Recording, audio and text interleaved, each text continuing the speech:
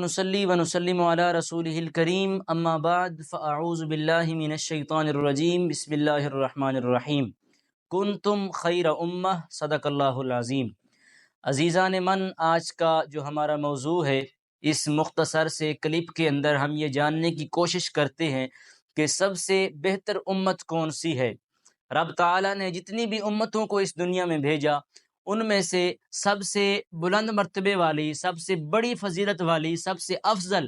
سب سے عظیم امت کون سی ہے؟ وہ کون سی امت ہے کہ جس کو عظیم ہونے کا، افضل ہونے کا درجہ حاصل ہے؟ وہ کس نبی کی امت ہے؟ تو یاد رکھیے، اللہ رب العزت نے خود قرآن میں فرمایا کہ کنتم خیر امہ،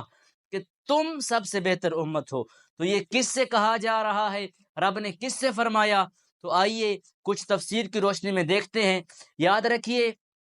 ایک مرتبہ یہودیوں میں سے ایک شخص جس کا نام مالک بن سیف، وہ اپنے کچھ دوستوں کے ساتھ حضرت عبداللہ ابن مسعود رضی اللہ تعالیٰ عنہ اور حضور کے کچھ اور بھی صحابہ وہاں موجود تھے، ان کے پاس پہنچا اور کہتا ہے کہ اے صحابہ، ہم تم سے افضل ہیں، ہم تم سے بہتر ہیں، اور جو ہمارا دین ہے وہ بھی تمہارے دین سے بہتر ہے۔ تمہارا دین کچھ نہیں ہے، ہم بھی تم سے افضل ہیں اور ہمارا دین بھی تمہارے دین سے افضل ہے۔ تو جب انہوں نے حضور کے صحابہ سے یہ بات کی تو رب تعالی نے یہ آیت نازل فرما دی کہ کنتم خیر امہ، اے میرے محبوب صلی اللہ علیہ وسلم کے صحابہ، گھبراؤ نہیں، تم بہتر امت ہو، کیونکہ اخرجت للناس تأمرون بالمعروف وتنہون عن المنکر، تم وہ لوگ ہو جو نیکی کا حکم دیتے ہو اور برائیوں سے لوگوں کو روکتے ہو، وتؤمنون باللہ، اللہ پر ایمان لاتے ہو، اور جیسے بھی آگے آیا چلتی کہ ہر چیز پر جو یقین ہے وہ تم لوگوں کا ہے، تو تم بہتر امت ہو۔ تو یاد رکھیے، اس قرآن مجید کی تفسیر کے اندر حضرت علی المرتضیٰ رضی اللہ تعالیٰ عنہ سے ایک روایت ہے، آپ فرماتے ہیں کہ رسول اللہ صلی اللہ تعالیٰ علیہ وسلم نے فرمایا کہ مجھے وہ کچھ عطا کیا گیا، ایسی چیزیں مجھے عطا کی گئیں جو مجھ سے پہلے کسی نبی کو رب نے عطا نہیں کی۔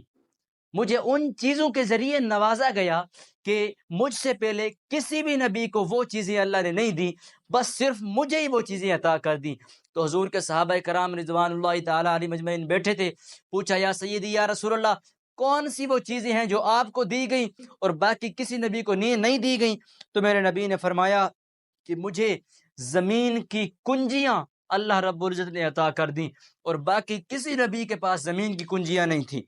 اور پھر فرمایا کہ میرا نام احمد رکھا گیا، اور جو تیسری بات فرمایا کہ میرے لیے مٹی کو پاکیزہ کرنے والی بنا دیا گیا، اور آخری بات جو میرے نبی نے فرمایا کہ مجھے اللہ رب العزت نے بہترین امت عطا کر دی، سب سے بہترین جو امت ہے وہ میری امت ہے۔ اور ایک بات یاد رکھیے، قرآن مجید کے مختلف مقامات پر، بعض مقامات پر آپ کے ذہن میں یہ اعتراض آ رہا ہوگا کہ بعض مقامات کے اندر اللہ رب العزت نے جو بنی اسرائیل کی امت ہے، بنی اسرائیل جو ہے حضرت موسیٰ علیہ السلام کی امت، بنی اسرائیل کو اللہ رب العزت نے عالمین کی امت یعنی کہ بہتر امت قرار دیا، افضل امت قرار دیا۔ تھی وہ امت بہتر تھی، لیکن وہ اپنے زمانے میں تھی، جب وہ لوگ تھے